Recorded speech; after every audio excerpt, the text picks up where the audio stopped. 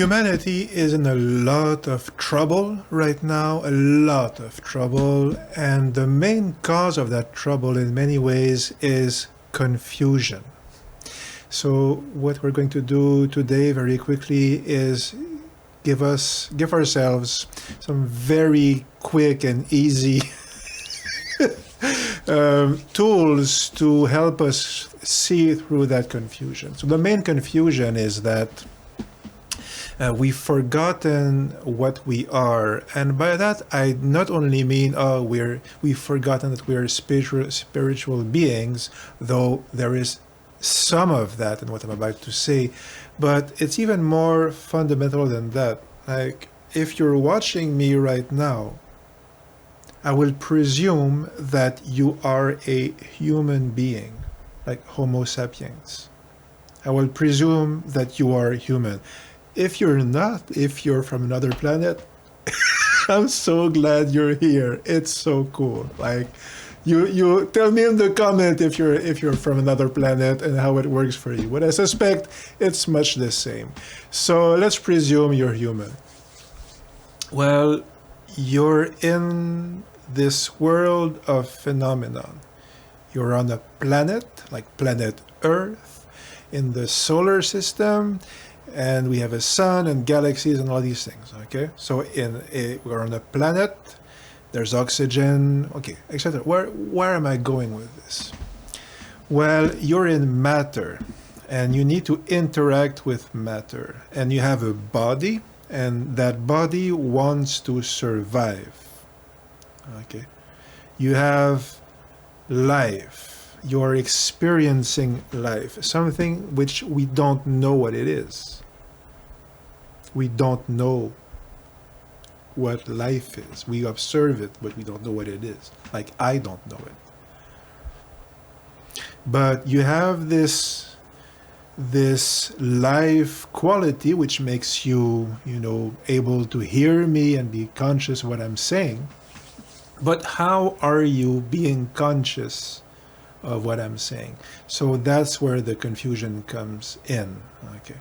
And that's why it's relevant to remind ourselves that we are Homo sapiens, okay? Animals on planet Earth of this very specific species, like the human species. You're interacting with the world, and your body wants to keep you safe because it wants to reproduce itself, hopefully, and keep itself alive as long as possible, because life, as we can observe, at least on planet Earth, life wants to stay alive. So you're in an animal body, and just like plants and just like animal, you have a physical body which is trying to stay alive. And it will give you impressions and sensations and feelings to keep you alive as you travel this world of matter, as you encounter, trees and trucks and falling pianos from the sky and all these things, like encyclopedia salesman and whatever, okay? You're encountering phenomenon, and it's either good and tasty and delicious and beautiful or good looking or whatever, or it's frightening or it's loud or it's unpleasant. It's either conducive to your health or harmful to your health. Yes? Your body fundamentally has two switches. It's like, this is good, I will go towards that thing. This is likely to give me food or sex or, the good things. So that's good, that's white or whatever. And there's bad. So, okay, so bad is it's painful. Okay. So, whatever. Okay, good, bad. So your body is sending you like pleasure or pain. Okay. So one of the ways in which you're interacting with the world on a day-to-day basis is through those physical sensations. And this is almost never recognized in day-to-day conversation. Let us observe right now that The physical part of our interactions with each other or with life is completely taken for granted. Like we might say that we're at our office or whatever, working, and we're super tense, but we'll look at it as an unpleasant symptom that needs to be treated and made to go away, rather than a signal your body is sending you because it's perceiving a threat. And if your body is tense, it is perceiving a threat. That is why it is tense. It is preparing to either fight or flee, or bracing itself for what it perceives to be a menace. Okay, so again, we see the sensation, but we ignore the message it is sending us. Okay, but that is only one of the three ways we have to interact with the world. So the first is physical sensations, pain, pleasure. The second is emotions. And emotions in most ways, are directly linked with the body. In fact, it's possible that they are entirely linked with the body. And we think of emotions as having these this kind of higher value, like anger is bad, fear is bad, love is good, okay, and and so forth. But really, what are these emotions? These emotions are just a fancier way of your body sending you the same message. If you're feeling anger, it's because you're feeling threatened by something and you want to attack it. That is why we feel anger. If you're feeling fear, it's the same thing, but your body has determined that it has a higher chance of living longer if it flees rather than fights. And your body decides that. Your whatever it is that we're pointing towards, the you that we're getting at in this little video here, that you doesn't decide anything. That you doesn't decide if it becomes angry or afraid. Your body decides that automatically. Like if it perceives a threat, it will pick one, whichever it thinks is more likely to work. It might be wrong. It often is in this world. But it decides, not you. But we have these emotions, the anger and the fear, and we say, oh, it's me. I decided that I'm feeling angry. But you are confusing yourself with the message that your body is sending you to keep you alive, to help you navigate this world, to keep you safe. Okay. And it might be wrong, but it's just a message. Okay. So that's two, is the emotions. And if you go through the other emotions, you will say, well, okay, there's shame and contempt, for instance. Well, it's just an extension of, they also have a biological reason, ultimately, because shame and contempt are social emotions. They have to do with our relationship with the tribe, with the collectivity, and human beings are a social animal. There are plenty of those in nature, and we're one of them. There are solitary animals and social animals. We're a social animal. So we have sensations to help us survive as a social animal. So these are these emotions. Okay, and they have, once again, no moral value, and they have no truth value. They are a survival message. They are a tool that you're using to navigate life. What's the third one? Well, the third one, obviously, one might think it's obvious at least, is thought. And we put a lot of emphasis on that. We think we're so smart. We're reasonable creatures. We're creatures of reason. Capitalism is based on reason, a rational elector, a rational customer, the rational businessman. And Incidentally, you might observe, like I do, that everybody is insane right now. There is no reason to be found, it seems, anywhere. And yet we're supposed to be living in this age of reason. And what's our reaction is that, well, obviously I'm reasonable, but the person in front of me, he's terrible, or she's terrible, or whatever. The other side is unreasonable. I'm perfectly reasonable. I might hate them, but my hatred is reasonable, and so forth. So, but okay, we talk about reason, but we never stop to think about what it is. We talk about, okay, it's thought. We are creatures that think. What does that even mean? Have you ever sat down to ask yourself that? What is a thought? Who is thinking? What is that?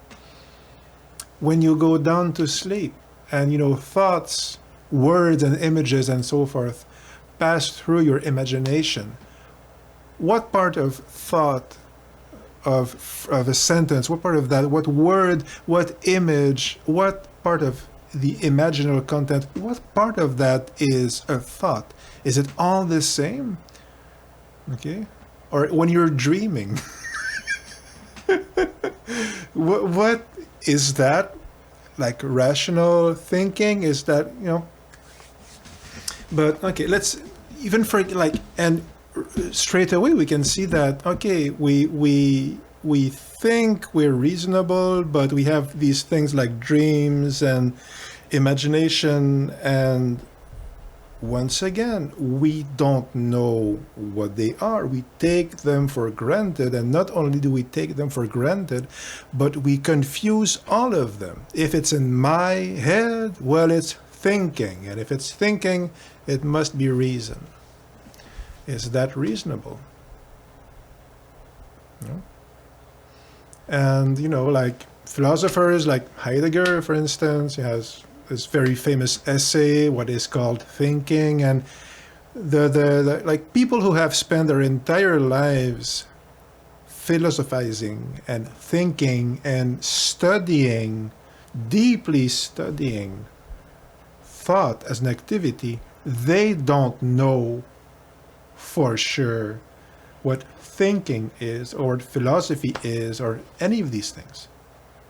But we take them for granted, and this is exacerbated by the fact that your thoughts and your emotions and your bodily sensations, they all talk to each other.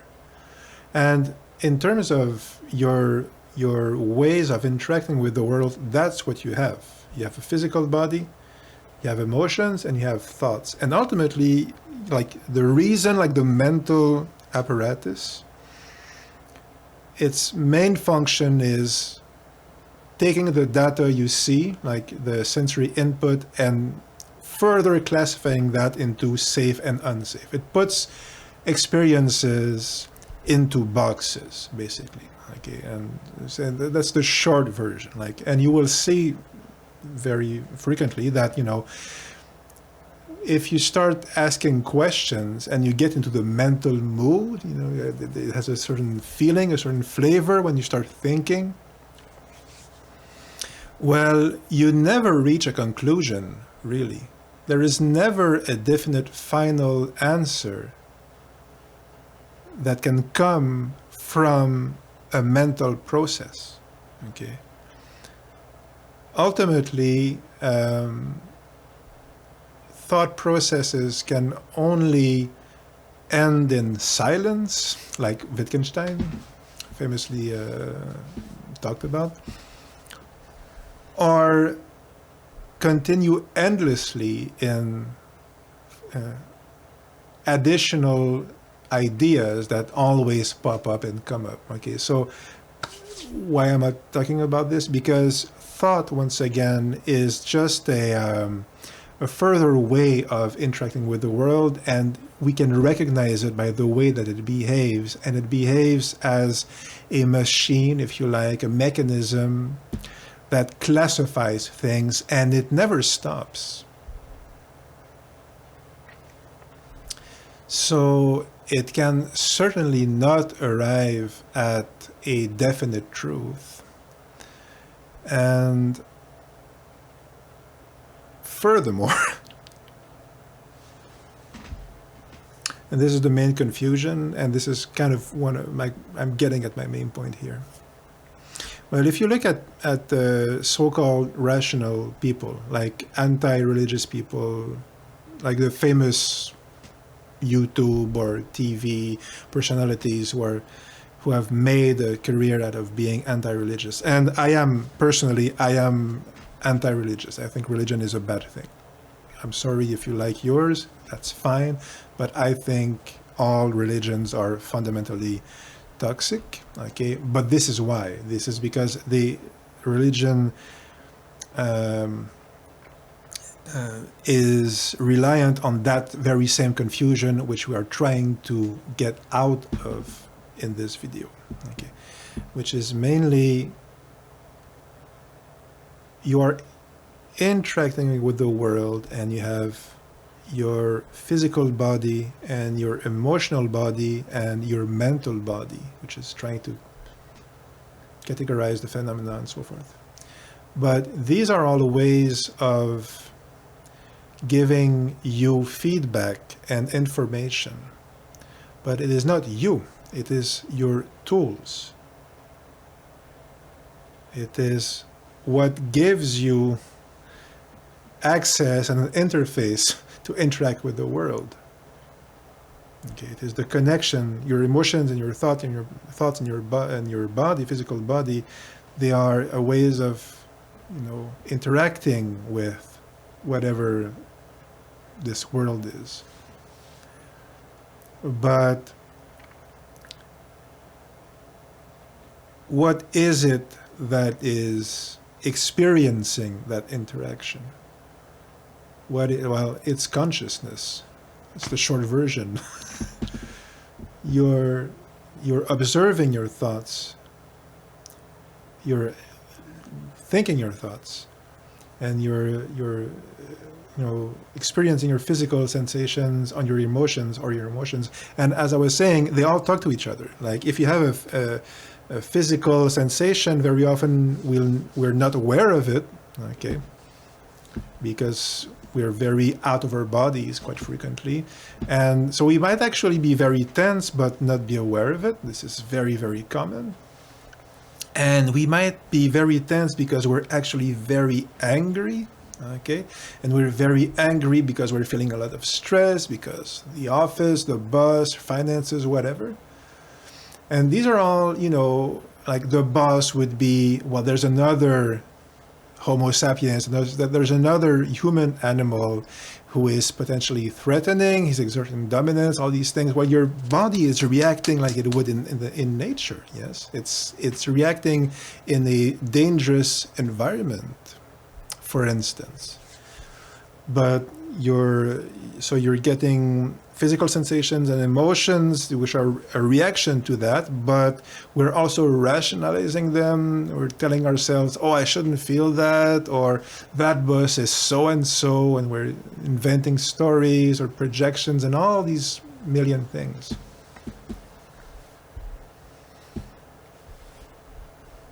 And a lot of that is unconscious, and a lot of that is self-hypnosis, because I have these suppressed, for instance, I have these suppressed feelings like tension and anger or fear, and my body is trying to resolve the threat it's perceiving, so it's sending me signals, and my mind is trying to suppress the feelings, and it's also trying to purge it or express it. So very often, like intrusive thoughts, that's where it comes from, because your mind is actually trying to resolve the problem you have, so it's trying to bring forth the feeling you don't want to feel.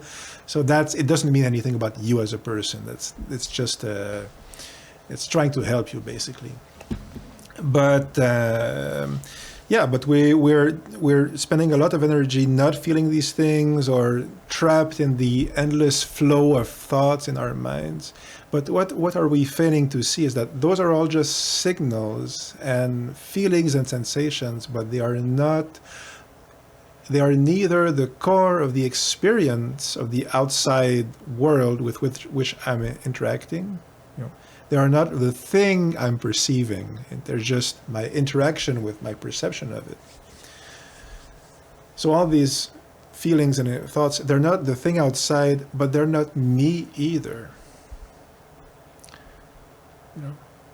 We're drowning in our own thoughts and feelings and emotions, which are just our tools we have to observe the world, to interact with the world. So, and very often we get confused between our thoughts. Like we do it all the time. That's what the Buddhists usually, like, it's one of their big insights is you're not your thoughts. You're not your emotions. You're not your body. And it's presented like this big, spiritual insight, which it is. But at the same time, not really. It is because you have something inside you which can be called spiritual, which is very deep, which is ultimately, you might find if you start looking for it, which is ultimately, might be your deepest and truest self.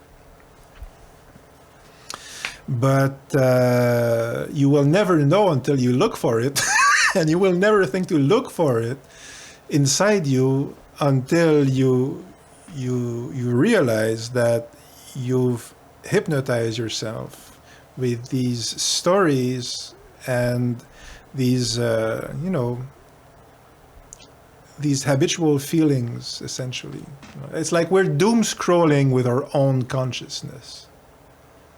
It's like being on Reddit or whatever social media and just clicking and scrolling on YouTube, whatever. But that scrolling is what we do with our entire lives. But we're scrolling with our thoughts and our emotions and our feelings, and we're suppressing all of it, and we're confusing all of them. And we're confusing a physical sensation with an emotion, and they're linked. As I said, they're directly linked, but at the same time, like, physical pain is your body sending you a message. And very often there's an emotional corollary, a link, but there's still, your emotional body has one way of talking with you, which is emotions. And your physical body has another way of talking to you, which is pain and, pleasure and, tension, and it has its own language. And we confuse all of that, and our psyche is, super confused and all that, and it's desperately trying to extricate us from that confusion. But so the core confusion is, the way to get out of that confusion is just to remember that you're a human being on Earth, probably a human being, and that you have a physical body with sensations, and that they are telling you a message about the world, or at least how you're interpreting it. So your body is sending you sensations, and that's one type of feedback you're getting from the world. And the second is emotions, and the third is thought, and maybe for now we'll put imagination and so forth, all these things.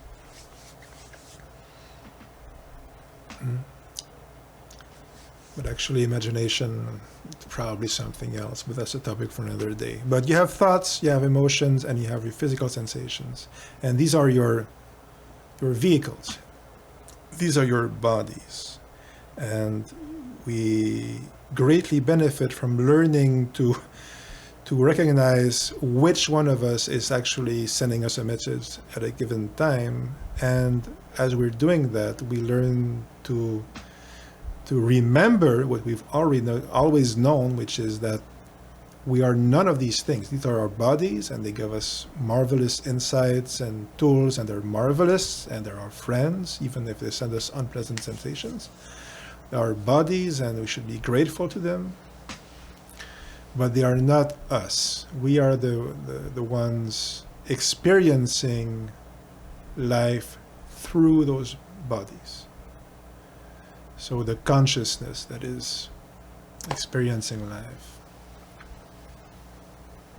So remember consciousness, and remember the bodies, and remember how they talk to you, and learn to recognize their languages, their distinct languages, and how they interact with each other. And that is the way we, as human beings, can get out, hopefully, of that that confusion we're in.